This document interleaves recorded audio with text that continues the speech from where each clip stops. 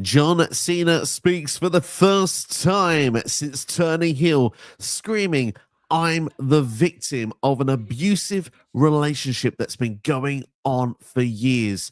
I'm not a babyface. I'm not a heel. I'm just a human being." That's what Cena had to say. But like I said he was the victim. He went on to say that all fans want to do is take, take. It's not about him. No one asked him, "How are you, John? How are you doing?" It's all about what can they get out of John Cena. And ultimately, John Cena has said, looking into the camera, that, well, he's breaking up with all of you. It doesn't matter if you've been one of the nasty people online that's been making the jokes and saying, "I can't see you" for the last 15 years, and you'll still think it's funny. It's not funny. He's It turned around is. and said, "Yeah, I think it's still funny as well." I'd laugh. It's still funny. He's gone on to say that it doesn't matter if you are, let's go Cena. You people are just as bad as well. He's gone on to explain on every different level, every different fan. Even pointing out a kid in the right in the front row and said he's to blame as well. But ultimately, it said it didn't matter if you were supporting him, if you didn't. He is done with you. You are dumped. He does not need you anymore. And of course, that actually got Cody Rhodes to come out to the scene. Good old Cody coming defending the fans and said, "Yes, those fans gave you your worst, but you know what? They also gave you your best over the last 25 years." And he's pretty much said, "I was excited to face John Cena at WrestleMania, but not this John Cena." Go and find the real John Cena on that t-shirt of yours. Let's throw it up on screen. That's the t-shirt there. That's the John Cena he wants to face, because this John Cena, in Cody's opinion, is just a whiny bitch. And of course, Michael Cole had his say on commentary as well, who pretty much said that the fans are the reason why John Cena got where he was, why he's been a former 16-time world champion, and described John Cena in this format as an arrogant prick. Well, I'll tell you what, we've got one arrogant prick on the panel, but thankfully the person next to me, NXSteve, is with me, who is not. Welcome to the show, my friend. How are you doing? And yeah, let's go Cena. Cena sucks. Doesn't matter. He's dumped you too. Well, you know what I mean. I never like to be the one to break relationships up, so I'm glad he's done it with me. So I'm all right with it, you know. But dude, possibly John Cena's greatest promo ever. Thought it was fantastic. We've seen some naff crap over the years with promos, and he's always been the one to make fun of people that can't cut a promo. And in his twilight years, in his final year, he possibly does the best thing. Like, it's in for promo of the year for our yearly awards. Like, that was fantastic. There's a couple of conflicting issues I have with, you know, his whole promo. The fact that he turns around and says, you know, what have I got to thank you for? The house you live in, the cars you drive, the millions of pounds sitting in your bank accounts, the fact you're a Hollywood star now, you know, just these little details that have made you, you know, who you are, and the reason why you're in franchises like the Fast and the Furious and everything else. But, you know, apparently we've done nothing for you, you know. We know, bought your T-shirts. You know, remember the royalty checks you get every month from John Cena T-shirts that get bought? You know, I think you're missing something there, John. But, you know, never mind, I digress. Yeah, dude, just generally fantastic stuff. And it was kind of like, there's a couple of bits they've missed out. Like, for instance, they haven't talked about why he sided with The Rock, which, whether that's something they'll play on later on, I don't know. I'd like an answer to it at some point, because even like Cody says, you had your match at WrestleMania. Why'd you have to go and be a prick about it? Why did you have to go and turn heel? So yeah, there is still some answers that are still left to be, still some questions still left to be answered, which I think is good, because it just gives it a reason to drag out a bit more.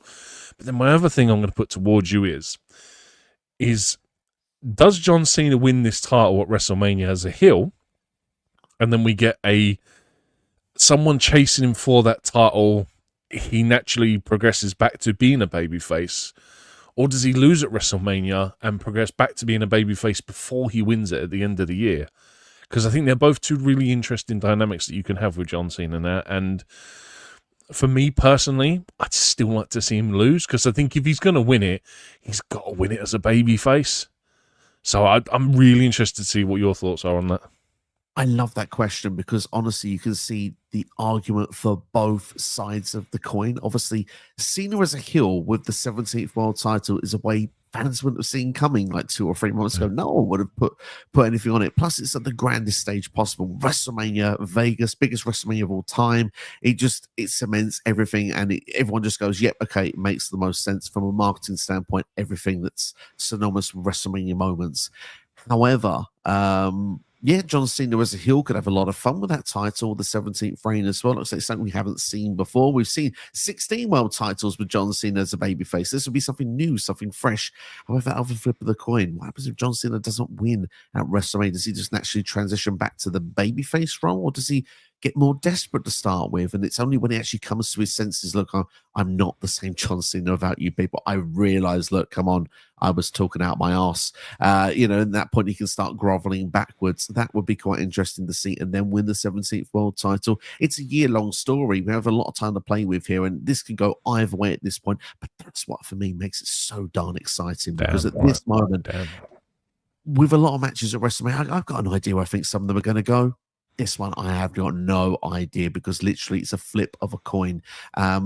Cody as well, they can play. What I loved about this with Cena, few things I've not mentioned. First off, he was wearing the usual John Cena shtick attire. Like, before he even actually said a word, there was a lot to talk about. That's John Cena. We expected a corporate suit. We expected something of a different look. This is babyface John Cena coming out here, holding up the last timers now. He's got the farewell tour things sticking out in the background. He's got the idea as well of the same music as well. But that music's too upbeat, John. What are you doing? Well, he said, well, that's what you all want, right? That's what you wanted. This is me. Why should I change for you? This is who I am. This is the so thing good. that's taken away. And it's all of a sudden you put it back and go, it makes a lot of sense. And he says that my time is now. Your time is done. You've had your time to talk. I'm not interested in hearing you talk. That's when they all start screaming back at him with this stuff of, you sold out and Cena sucks. And, the FU Cena's came out of there as well. And he's like, you're all proving my point. You're proving me right here of who I am. I just thought it was an electric promo. I thought it was amazing. If I had a couple of things that I would like to say, I agree first off, the Rock part, I would like to know why with that. I also would like to see more of why he needed to turn on Cody Rhodes, because the idea at the moment is it's more about the fans of why he's turned heel rather than Cody himself, which I think will work well at a later date when Cena needs to transition back to babyface. But in the meantime, I think it could be fun that the next promo as well, you are that new fresh squeaky toy, but you're going to come through this. Like, it's almost the first seeds for a Cody heel turn later down the line. Oh, you think all this stuff now. I thought this stuff 20 years ago. But actually, I think this. You're going to think what I think one day. And then you're going to say John Cena was right. And then maybe a year, 2 years down the line, if Cody actually does eventually turn heel, he may even start on his promo and say, John Cena was right back then. You can just really play into it. I just think there's so many different elements here of what could be a beautiful story long term here. They need to bring in some of the Bray Wyatt stuff as well, because the Bray Wyatt stuff would add perfectly to this. The way Bray portrayed him as a bad guy. You're not the hero, John Cena. You are a bad guy. They need to involve that stuff somewhere, because it perfectly fits the narrative they're trying to deliver at the minute. It's just insane. Like, comes out in all the same garb, and like it's still the same beautifully coloured but yet ugly designed t-shirts that he's worn for years. The same music, and like, we even said, man, like after we did the review for Chamber, like, dude, we'd love to see him in a corporate suit and just see a completely different John Cena. And like, he's like, no, why am I going to change myself for you? It almost put me on the lines of like Drew McIntyre, Kevin Owens. Like, he's not wrong. He's not wrong.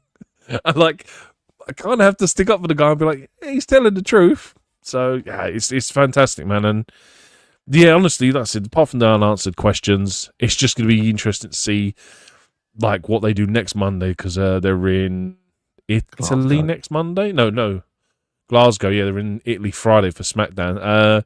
They're in Glasgow next week, so that'll be interesting. Obviously, in Raw, they're in London the week after. Just see how they can evolve this a bit more. And yeah, obviously, just the Rock stuff, man. It needs to be answered at some point, because if we don't get an answer, it's almost kind of be the one thing that lets this narrative down.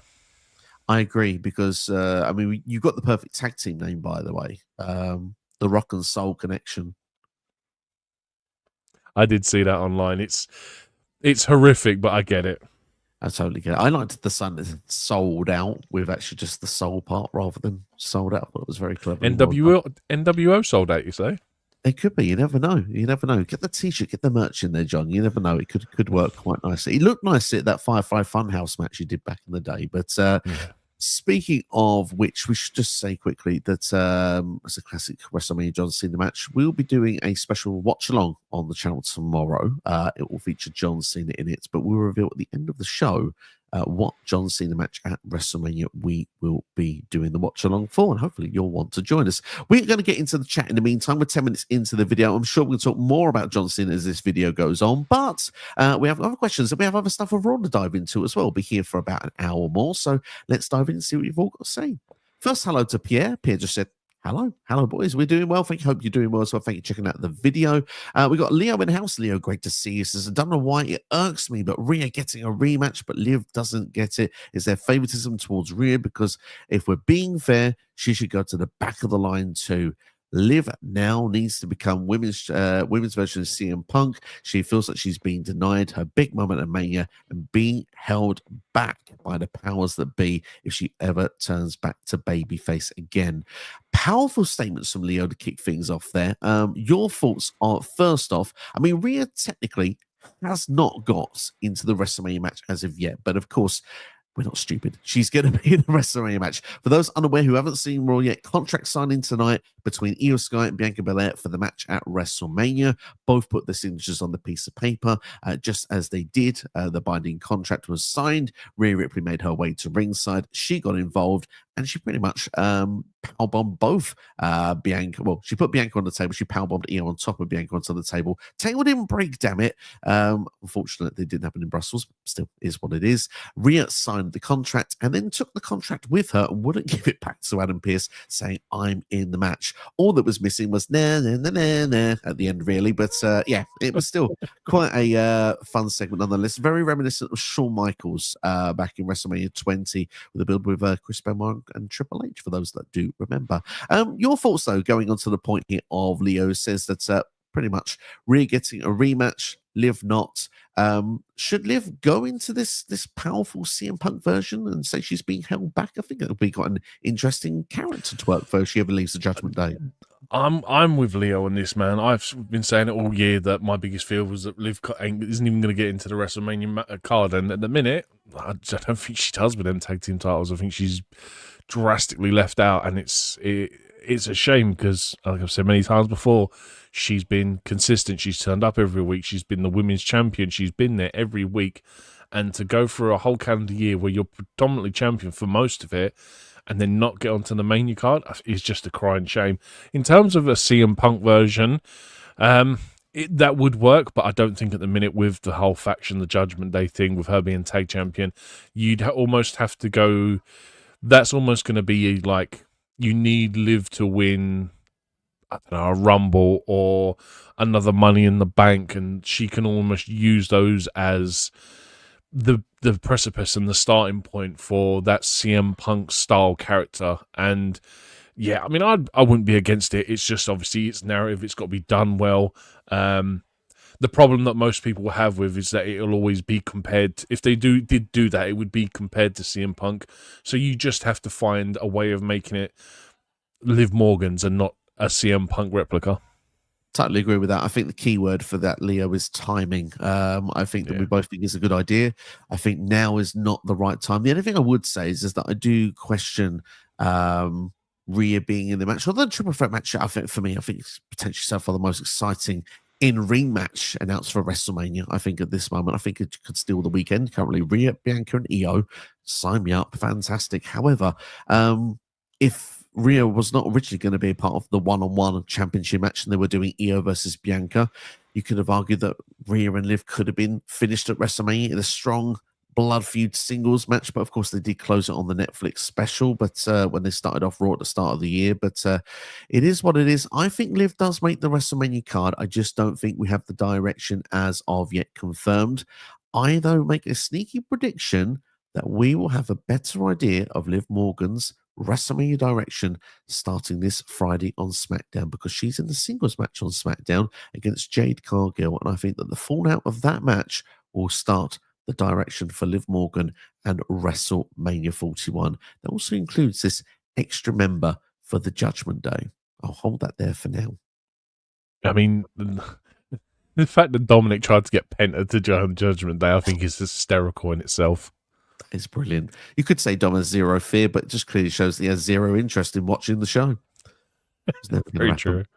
Never going to happen. Roy asking, NXT question for you. What do you think of WWE 2K25 so far? Have you played it yet? I haven't purchased it yet. That is on my to-do list. I do honestly. I've been working. I haven't had time to get around there and to even buying it yet. So once I do get it, I will give you an update. But yeah, it's going to be a while yet. I've just got too much going on at the minute. I've got visitors staying this week. I've got no time for video games at the minute. I'm getting to that age where I just have adult responsibilities, unfortunately. That's a very good way of putting it, adult responsibilities. I'd like to say that I'd like to think I fall in that category as well, but I hope in a few weeks to hopefully join the party with 2K25. I'm still not committed to which one of the games I would go for, which tier if I was to do it. Mercedes Monet has requested YouTuber JD from NY to be removed from commentary before her match against Indy Hartwell at House of Glory. I can't imagine why. Sid says, what is the fault of Nick Nemeth turning heel at TNA Sacrifice on Matt Hardy? Now, I have managed to see the main event of Sacrifice. That's the only match I've watched from Sacrifice, I'll be honest, at this particular time, because 10-man steel cage match, Lethal Lockdown, made its return, which was quite fun to see. The Nemeth heel turn on Matt Hardy, for me, was a surprise at the end of the show. I think, obviously, with the next show, it's usually Rebellion. I can't remember if that is Rebellion going to be this April, if they've rebranded it. I can't remember at the moment. I think it's rebranded this year back to a classic TNA show, but apologies that the name escapes me at the moment. But I think that with the Nemeth brothers against the Hardys, that makes a lot of sense. Obviously, Jeff Hardy was unable to make the save at the time. So, yeah, adds heat, puts a bit of a, dare I say, a bit of a personal rivalry quick into this one. And obviously the big names obviously going to a big show. So, yeah, I think it makes a lot of sense. Have you had a chance to see any clips or see this match? Or if so, what are your thoughts? I haven't seen anything, but to be honest, from what you said, it's the best thing to keep Nemeth out of the title scene at the time being. So that's always a win. You're giving him creative, you're giving him direction. Yeah, it's just my only issue is like it's the Hardys versus the Nemeth, and it's like how many times have we seen like Dolph Ziggler versus some version of the Hardys over the years, and that's the only thing. Like, as long as they can make it fresh. I mean, I suppose it is different because it's a tag team match for tag team titles. I presume they're going to do. It might be something different, and to be honest, I thought Ziggler Nemeth was a heel the whole time anyway. I didn't realize he'd gone back to being a babyface. I mean, I knew he was a babyface when he first joined. I have been a little bit in and out of TNA in recent months, so I can't disguise that. But my thought was that I thought he had already sort of turned a bit on the heel side anyway, because I know that I feel they've done this match before, the Nemeth versus the Hardys, but the fact that this now has a bit more of a personal feeling about it, I think could be quite interesting. So I'm looking forward to it. It should be good. I'm hoping that the rest of the next TNA pay-per-view card is just as stacked as what this match has started off with. Should be good. Yeah, Universal's written this a lot of times. So Universal, I'm going to thank you first off for the amount of comments, because you're helping this video do well on YouTube. So I appreciate that. But I'm only going to call up one of them because it's the same thing that's being written down. Worst heel turn in pro wrestling history. I don't think it's made me referring to me calling myself an arrogant prick at the start of the show. I think it's more about to John Cena. That's fair. Each to their own. We all have our own opinions. We've been a fan of it so far. I think the fair thing to say, though, is that for everyone that will enjoy it, there'll always be some that won't. But I think the fairest thing to say about this heel turn so far with John Cena is that actually, I think it's too early to judge if it's the best, if it's the worst. I think only when the dust has settled will we have a true opinion and idea of what this heel turn has done for them. Because if people want to compare this, by the way, to the Hogan time with NWO, it changed the entire wrestling industry at that period in WCW. It probably arguably got WWE to get their act together. All these different things played variables from a Hogan heel turn. But we know that years later, what's John Cena's heel turn representing? What's it done for the industry? What's it done for mainstream culture? We don't know yet. It's still a couple of weeks ago, so it's hard to judge Do you much further. know? I mean, obviously, he must not remember the Austin turn with Vince McMahon back in the day. You know, that famously is probably one of the worst heel turns in wrestling. But in all fairness, I think personally that this heel turn works best for Cody Rhodes, because I think for most of the year we've been kind of sitting on our hands, just going, I don't know who Cody faces at WrestleMania. Like, we obviously fantasy booked and we had a couple of ideas and we're like, oh, we could do this, we could do that. But you got to remember, he's coming off of that WrestleMania 40 finish against Roman Reigns. And if he's going to be champion till WrestleMania the following year, you kind of worry that whatever he's going to be in the following year is kind of lackluster. And putting him against John Cena, where John Cena is the heel, is the most interesting thing you're going to do for Cody Rhodes at WrestleMania. It's the most important thing you're probably going to do to make fans side with Cody Rhodes and want him to beat John Cena, because there's probably a lot of people you could put in there with Cody where the crowd would probably be more divided, more 50-50. But I think the fact that if you put a heel John Cena in there, it's probably more people now siding on the fact that they want Cody to win, which is again probably the end goal, is that they want to keep Cody strong because he's top guy. So it's a very well made point there, and I think Pierre's touched on that a little bit here. Says WWE doing everything to make Cody Rhodes the biggest star in the company for the last 2 years with The Rock, Roman Reigns, and now John Cena. I think it's definitely fair, everything that you both have said there, and like you say, and that's another thing. People, you can say worse heel turn. Some people may have felt that Cody's run as champion was not very good. They're going to feel very different now because this is a very hot angle, very hot storyline. Like I say, it's unpredictable as well. So when you don't know the outcome coming up to the match of the pay-per-view, or PLE if you want, you all of a sudden start thinking, I'm quite invested in this one. Yeah, I mean, obviously, we don't know what could have been, for example, if Punk had won the Rumble and he'd picked Cody, or Seth had won and he'd picked Cody. Like, there's unwritten narrative there that we don't know that they could have easily done to get to this point, but they are playing off the fact that it's John Cena's final year. They're making a big deal out of it. The whole fact that he needs to win this title to be like a record-holding world champion, it's the biggest thing you could possibly do for WrestleMania this year. It's the smartest thing to do. So in terms of booking, it's what's best for business, and it makes just total sense to me. Certainly does indeed. Pierce says, I think John Cena was right about the fans. Wrestlers always, as a toxic relationship with the fans, they're never happy. To be fair, there is certainly a portion of the audience that I would agree there is some toxicity. It's not easy to say that word. And of course, John Cena has been through it over the last 20 years. So I can understand certainly. Just think of the System of a Down song and you'll remember it, Toxicity. There you are. That's the one. I'll be listening to that on Spotify after this. Mr. Simmons UK says, Cena sucks. I hate him now. Cena's doing his job done. Just perfectly. Leo says that they just made Austin Theory a job, and they made him lose in 20 seconds to Jey Uso. I get you want to build him up, but not like this, though. Thoughts on Austin Theory losing that quickly? Well, I'm not a fan of it, but they are trying to do everything they can do to make Jey a bigger deal for WrestleMania. Honestly, I'm not a fan of it. I'm still not interested in Jey Uso winning that world title.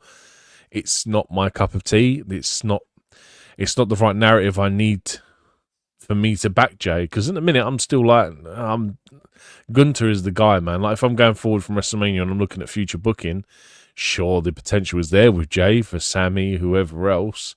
But like I said, Gunther's been carrying it. And in terms of Austin Theory, I mean, look, it sucks because they are probably genuinely one of the best, like, all-round packages in terms of a tag team, because they can wrestle, they can do promo work. Well, Grayson Waller mostly carries it, but they almost balance each other out. And then to have him lose in 20 seconds, it sucks.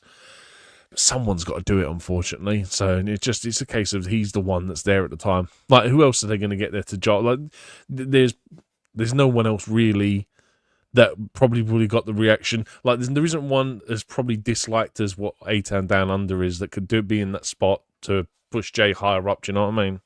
I totally get your point of view. For me, I would like to just swap the roles. I would like Theory to have had the longer match last week and Waller to have lost quickly this week. But at the same time, I Yeah, think I possibly. understand why they've done it this way round, because there's no doubt that when Fatal Down Under break up, Waller is turning on Theory. With Theory losing this quickly, this is a reason that Waller can say, hang on, I'm carrying this guy because he's lost in 20 seconds. I'm Yeah. the one that's the star of the team. There's an excuse there for Waller to be the heel and Theory to be the babyface. I think Theory's time will come, but it's obviously not going to be in time for WrestleMania, which is why I think right now he can afford a loss like this. No one's going Yeah, to I mean, if remember. anything, Theory needs a face turn more than anything, just to make him more, I don't know, interesting, because he's been a heel this whole time, and the creative isn't working for him. And like you said, it probably is going to lead to the turning point with these two. Waller is a better heel at the pair of them.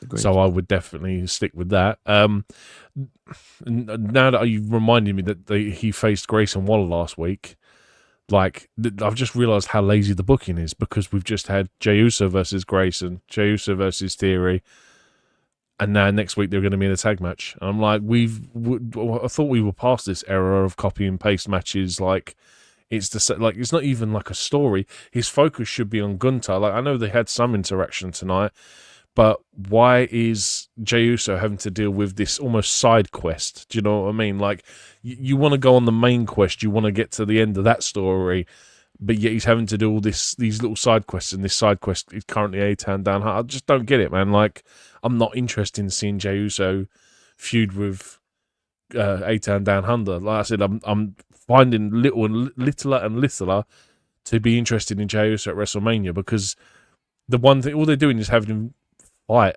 Like they're just scrapping.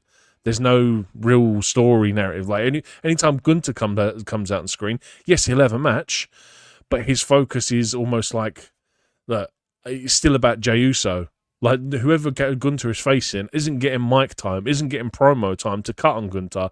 So why is everyone else getting promo time to cut on Jey? I just don't get it. And the thing is if Jey was losing, I could probably be a bit more believable, because this is something for Gunter to play off there and turn around and go, look, you can't even beat Austin Theory. You can't even beat Grayson Waller. What chance do you think you have of beating me at WrestleMania?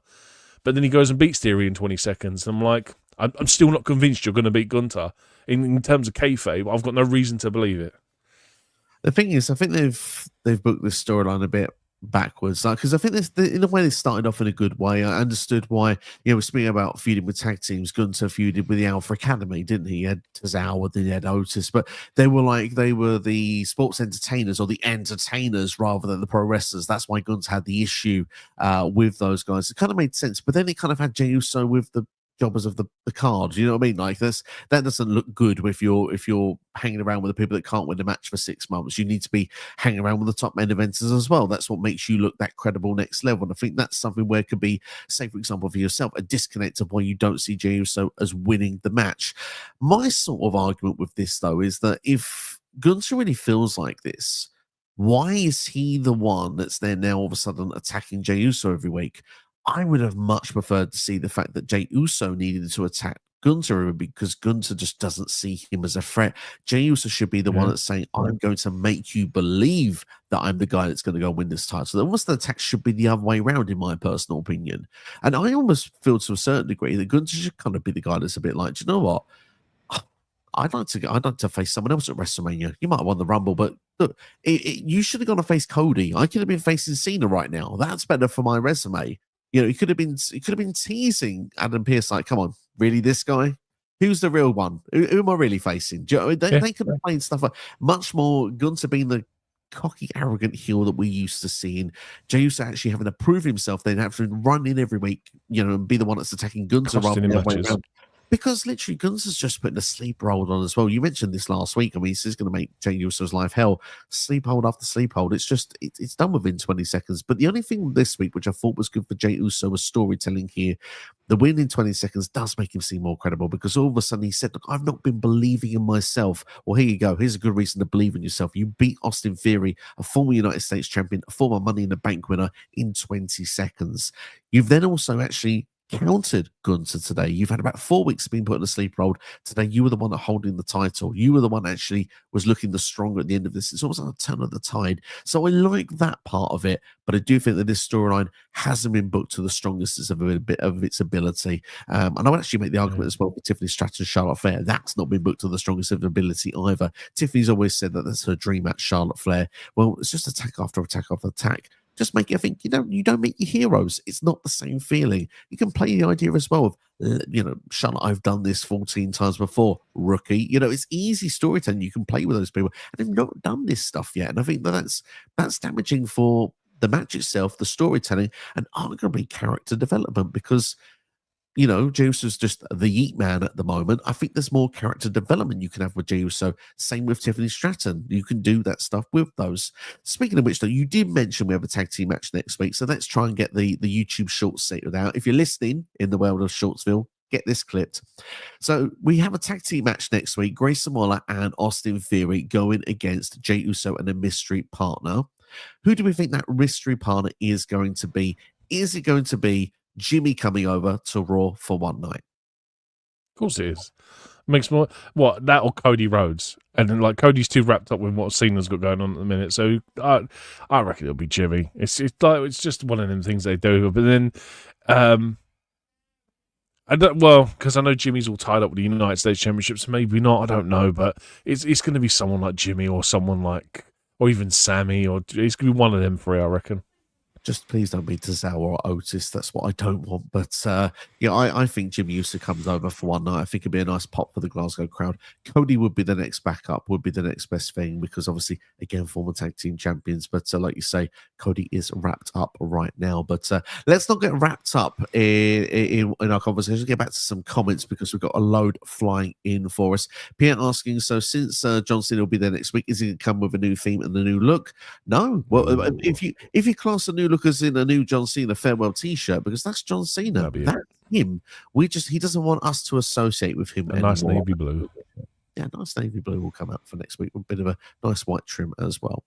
Leo says, I actually thought Judgment Day was going to turn on Finn Balor after what we've seen take place on Raw. Now, it makes me wonder, are we even going to get that split at this rate? And who will the new member be?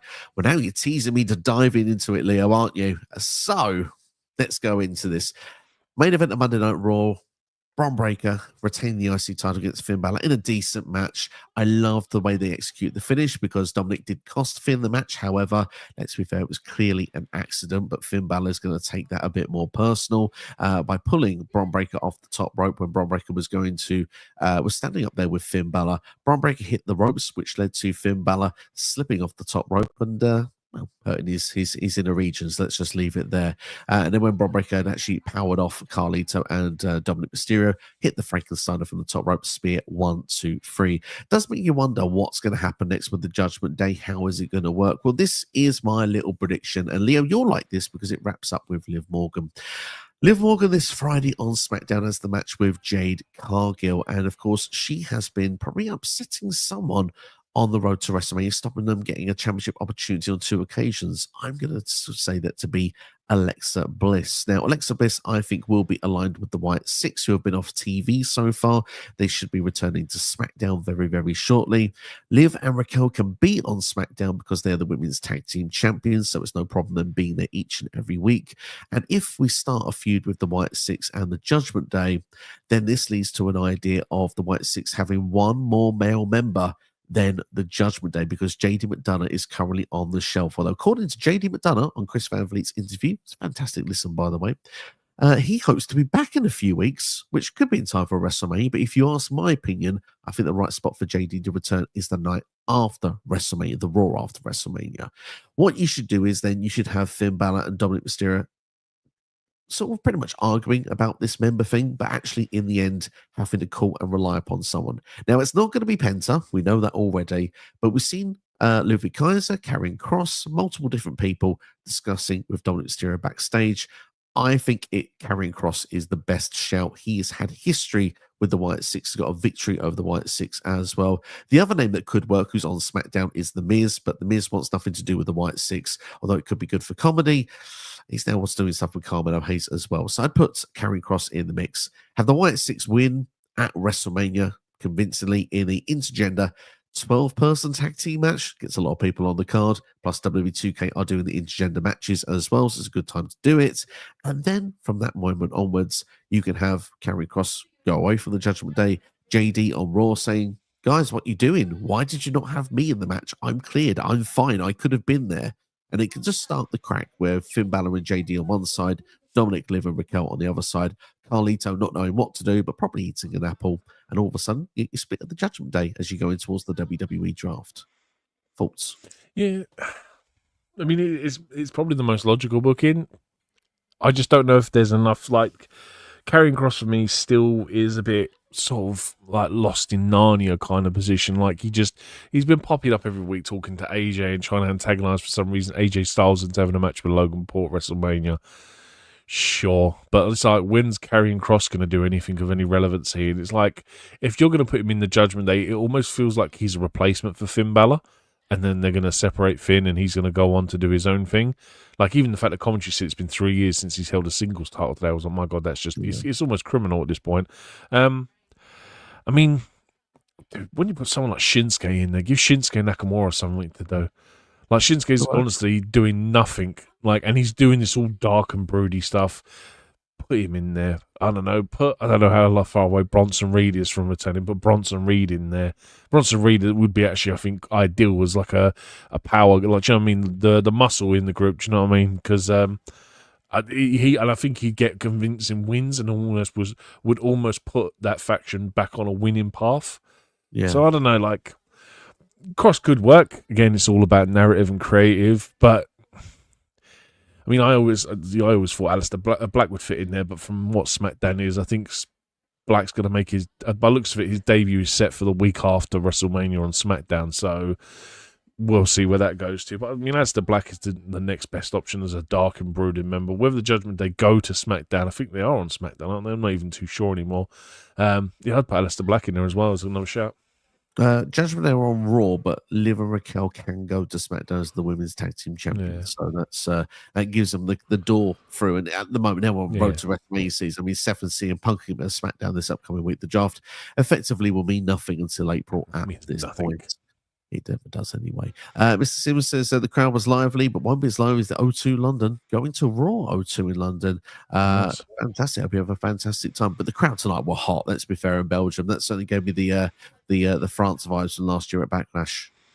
Yeah, they were hot for the first half an hour, and then they started doing that irritating thing every time there was a 2 count, and I was kind of lost interest with them. I was like, I didn't like it at Backlash last year. I didn't like it tonight. But no, you were right. The opening half hour, they were fantastic, and like you and me were messaging while it was going on, and it was just like phenomenal.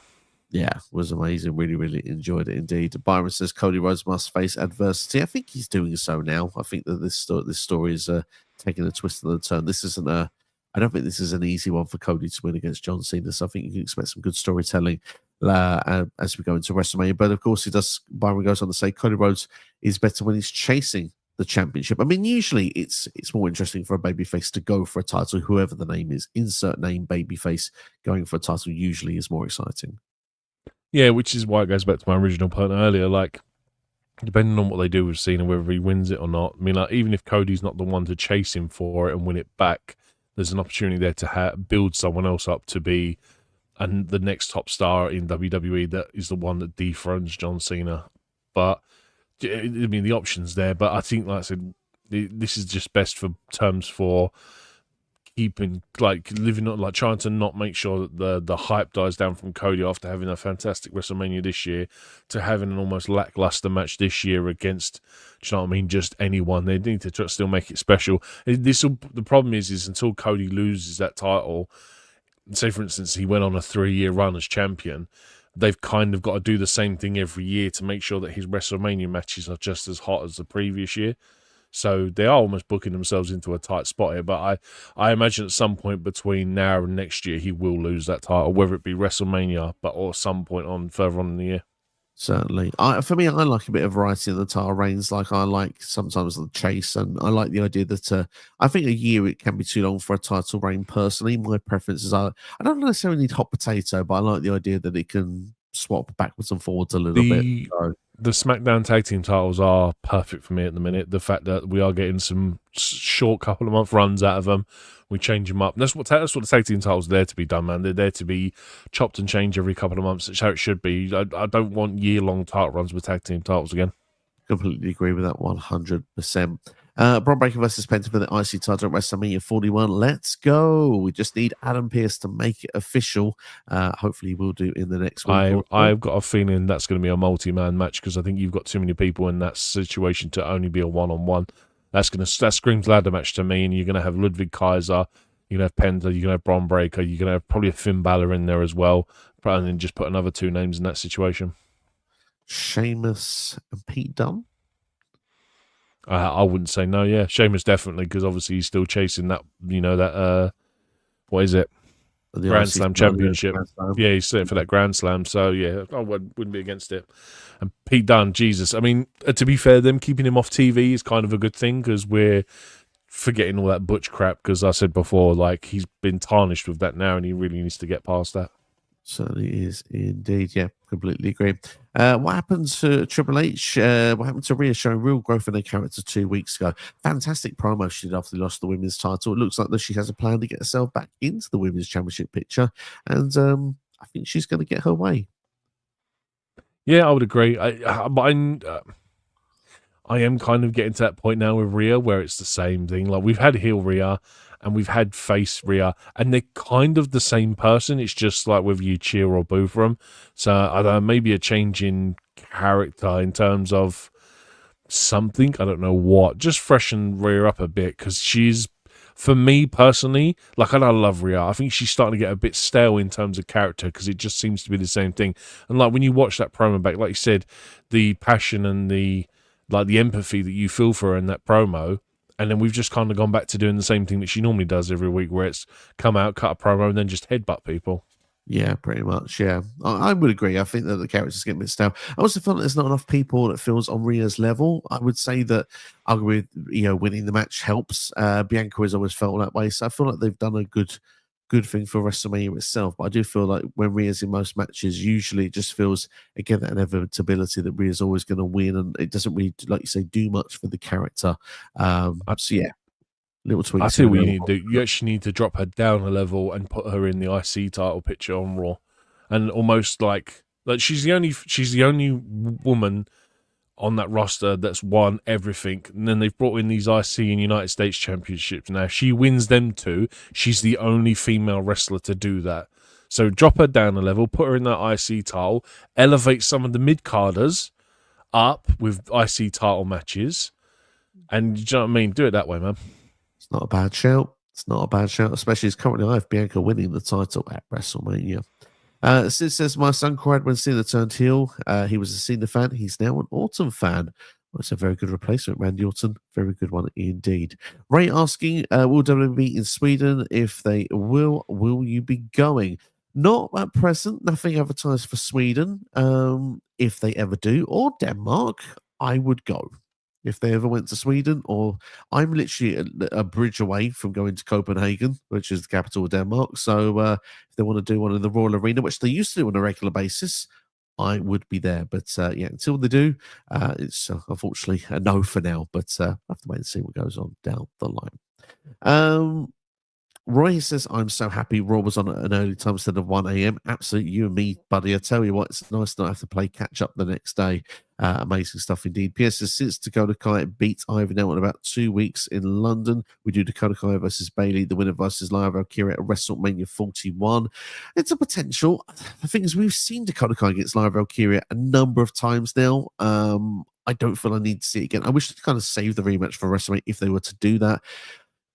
Bailey, on the other hand, if it's because we're not seeing Bailey, we're not seeing Roxanne Perez neither on TV at the moment, really that much on Monday Night Raw. Is it going to be Bailey versus Roxy at WrestleMania, or is it going to be at Stand and Deliver at this point? It's probably the big question. I would put it on Stand and Deliver. Bailey is not against going down to NXT and doing stuff for NXT. I think it's more a case of like how you get Roxanne Perez on the WrestleMania card and justify it and take away a spot from someone who's already on the roster. So for me, I think that gets done at Stand and Deliver. In terms of Dakota Kai facing Lyra Valkyrie again, it almost feels like we're stuck in this kind of triangle limbo at the minute with these three: Ivy, Nile, Dakota, and Lyra. If anything, I can probably see it being a triple threat, and then that way, someone probably Ivy would take a pinfall, and then Dakota will be your new champion.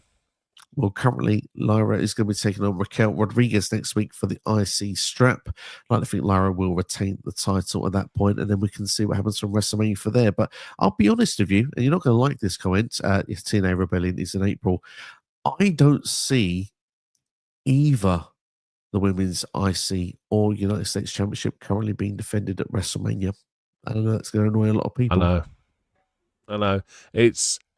But this is why I said to you before that WrestleMania as a weekend needs to be an experience. So matches that don't make it on the WrestleMania card need to be on the Raw and the SmackDown. You need to make them WrestleMania Raw, WrestleMania SmackDown, and they need to be just as special as WrestleMania, but obviously smaller venue, obviously smaller capacity. But like, there's no reason why.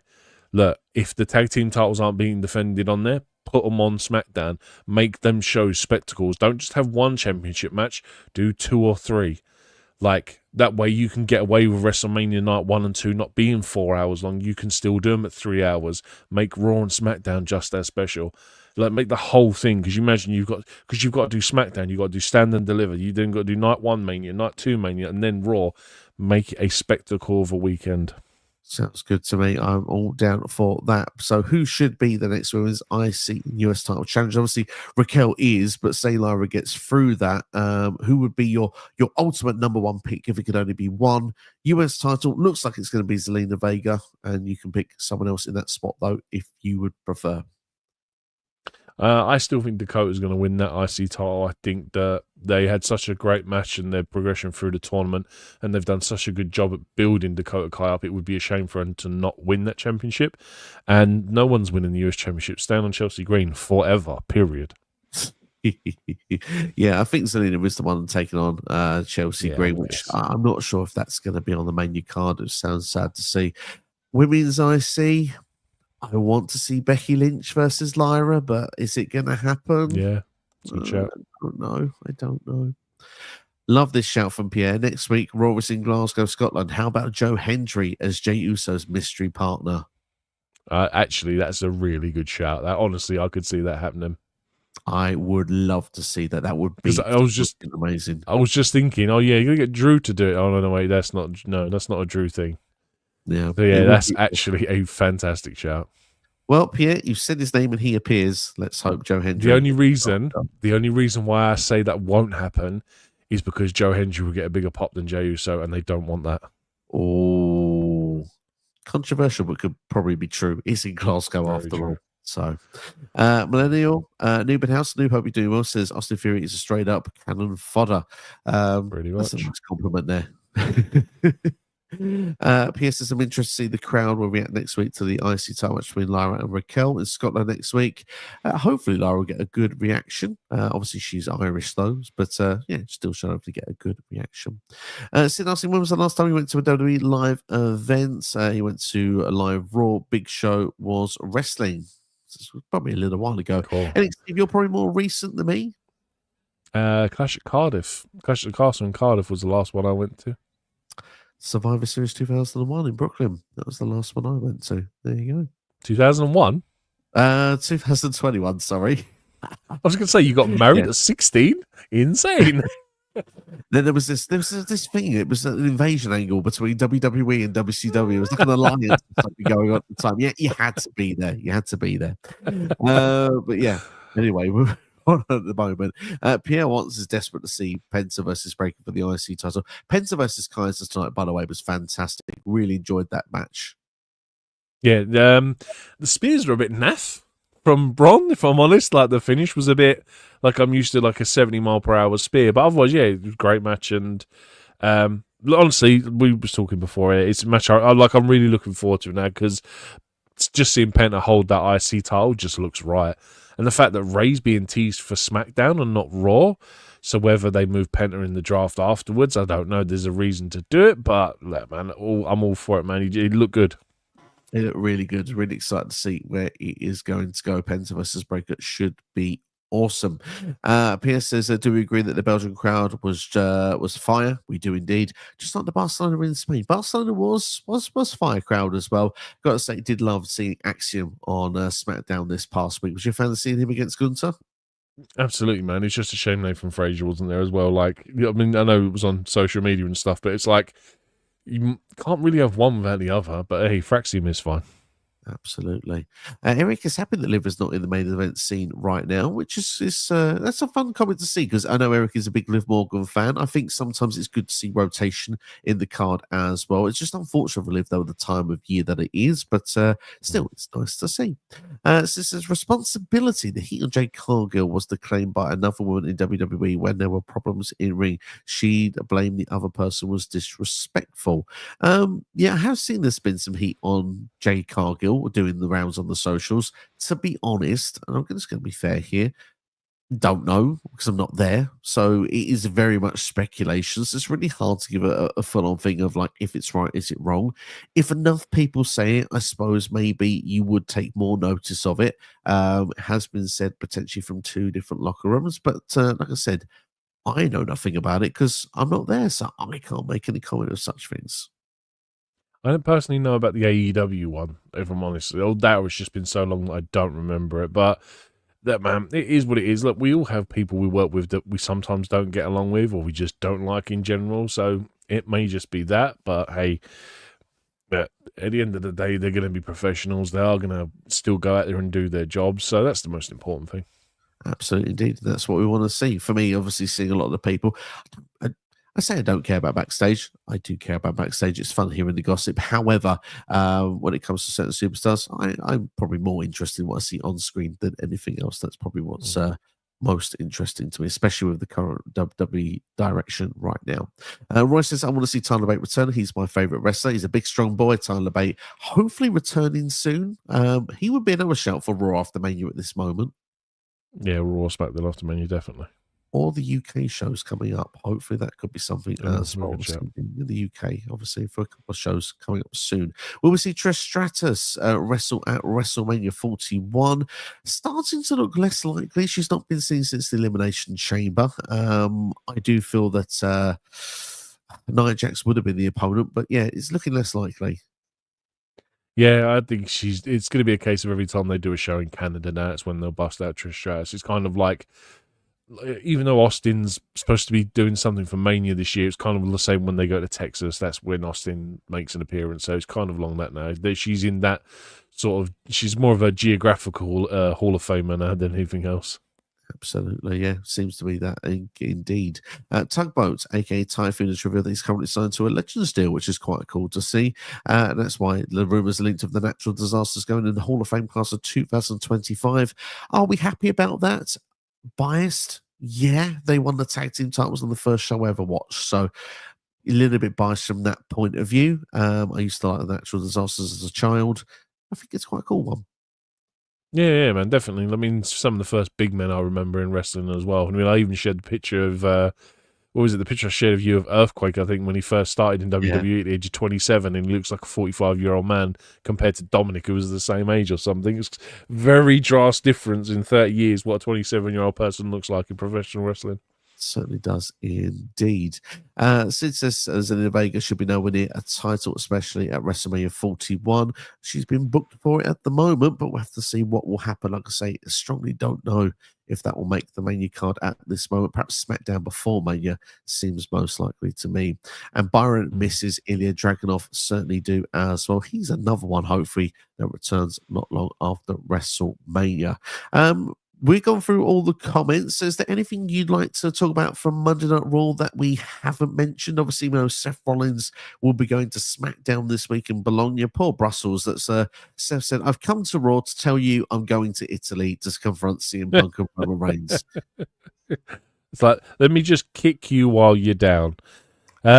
Yeah, I mean, apart from that, I mean, it was basically otherwise pretty much a bang average Raw, really, apart from the first half an hour, which is why I'm shocked that we got that as the opener. And because normally when you do stuff like, well, when they do that, you know he's going to be the last thing on the TV, and I think that would have been a great way to close the show with John Cena doing a look back over his shoulder towards the crowd. So I was very surprised in the fact that they opened with it, but yeah, otherwise it's pretty much a bang average. I mean, obviously, Chad Gable, still innocent, still isn't the luchador in the mask, you know.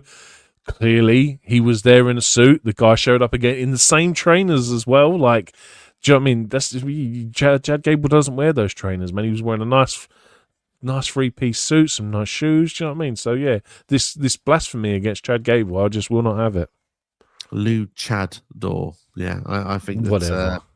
I think he's on. I want it to be someone else. I think it'd be amazing if there's someone else on that It'd be mask. funny. But, it seems to me that if Jason I Jordan. had to compare to the past, it looks like they're doing like a Mr. America or dare I say a Blue Blazer gimmick from back in like the 90s or 2003. So yeah, we'll see how it does culminate. But yeah, I have a funny feeling Chad could be exposed somewhere further down the line. But if there's one thing now that I've learned from that Seth Rollins promo, he does enjoy a good connection flight. That's very true, yes. He does indeed. Oh, actually saying that as well, Chad Gable doing, I mean, not Chad Gable, American-made luchador doing a diving headbutt off the top rope. I was a bit shocked by that one as well. I was like, wasn't expecting that. I thought that was one of them ones that they stopped doing. Yeah, I thought they stopped doing it as well, but it did make a rare appearance. You said luchador, that's why you got me confused for a second there. Yeah. Confused myself, to be honest. It doesn't take a lot. But yeah, obviously, and also the Queen's losing to LWO this past week on Raw. Do we think it's going to lead to Rey Mysterio versus Chad Gable at WrestleMania, or do we think perhaps Rey and Dragon Lee versus Chad and his mystery luchador partner? Yeah, do you know what? I wouldn't be against it because I'd be interested to see who they put in that spot. I mean, do you know what? Someone said it a little while ago. Why not Tyler Bates? Tyler Bates the kind of guy that could do those kind of moves. That wouldn't be a bad idea. But it's got to be American, though. It's the only thing is it's got to be an American wrestler. You can't have, like, Tyler Bate pretending to be American. That would just seem kind of wrong. But that will get, like, a 6-man, but I don't know who they would bring in for a 6-man with Rey Mysterio. I mean, it'd be the same spot as last year, Rey Mysterio having a multi-man match, and it kind of almost feels the way they're going this year. Have to wait and see. Yeah, I think to get a lot of people on the card, that's what they kind of have to do at this point, is just for a load of multi-man matches. The WrestleMania match card predicted video is coming soon, by the way. It's been meant to be recorded so many times, and it's just fell flat. Even today I was supposed to record it, but it fell flat. But the card is there. Only one change needs to be made after Raw tonight. So yeah, expect that video to drop this week. I promise it will come this week. Ray asks, which is better, Raw or SmackDown? NXT. All right, Mr. TNA with secret option C. Hey, it's always look for me. NXT is the best show on weekly TV at the minute. It's the one I'm most looking forward to watching at the minute. Don't get me wrong, there are some obviously high points, but like tonight, point proven. Once Cena and Cody was done, the rest of the show was kind of just okay, really. Whereas NXT, from start to finish, I think there's something for like I'm always looking forward to seeing on NXT at the minute. To be fair, NXT is a fantastic show, and I really look forward to NXT. Raw is the better show for me. SmackDown is, I think, the worst show on WWE TV by quite a way at the moment. I think that you haven't watched Evolve yet. Okay, it's the show. It's on TV. It's the worst WWE show that matters. I think then probably. Just because of the fact that I think the third hour is hurting it. When it goes back to 2 hours, I think that even if it has a weaker roster, I think it will do better. And I think SmackDown more than Raw is in need of a shuffle. I don't think the shake-up they did for SmackDown has worked out favorably for that show. Yeah. I think 3 or 4 stars need more to move over to SmackDown to just balance the rosters out a little bit. Yeah, there are some talent that definitely need shifting again. But then the other thing you've got to worry about is that they've got supposedly Rey Fenix and Aleister Black coming to SmackDown. So you're kind of worried that they can't, if they're planning on dropping it back down to 2 hours or 2.5 hours, whatever, you've got to sort of be a little bit wary of like what they're planning on doing, because you can't really have someone go over to SmackDown for a new start and then they're just replaced by someone who's just coming into the company again. So I don't know. It'd be interesting to see, but they definitely need to do another draft. Certainly, indeed. Not sure it's the right body frame, but Ray says, I think Ray Phoenix is the man, not Chad Gable under the mask. I think you'd be closer to Penta, if I'm honest with you, from the size of the guy. I think Penta would have been a better shout. Yeah, I think so as well. But you know what? It's certainly a fun prediction nonetheless. Roman Reigns is going to have an entrance similar to WrestleMania 39 for WrestleMania 41, says Byron. Probably will have something spectacular going on. Would not be surprised indeed.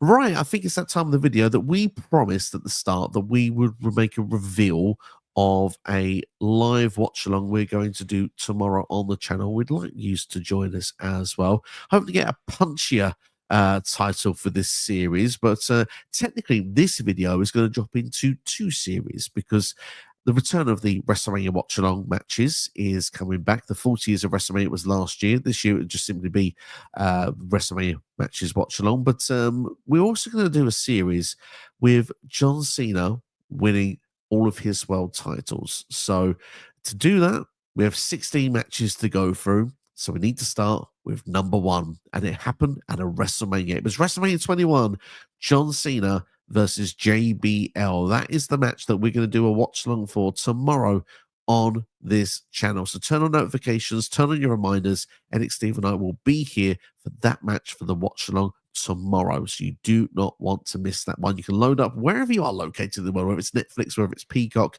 It is available for you to watch. John Cena versus JBL from WrestleMania 21. NXSteve, it's been an absolute pleasure having you on the video, and thank you very much for being here. Dude, always a pleasure. Always look forward to being here. Look forward to the next one. Look forward to having you back as well. Massive thanks to the chat as well. Some fantastic questions and comments. Do us a favor, hit that like button if you haven't already. Let's try and get this video out there in the world of YouTube. Get everybody clicking and watching. Look after yourselves and each other. We thank you for taking the time to watch this one, and we'll see you for the next one. Join us tomorrow for John Cena versus JBL, the watch along for WrestleMania 21. All the best, and we'll see you next time.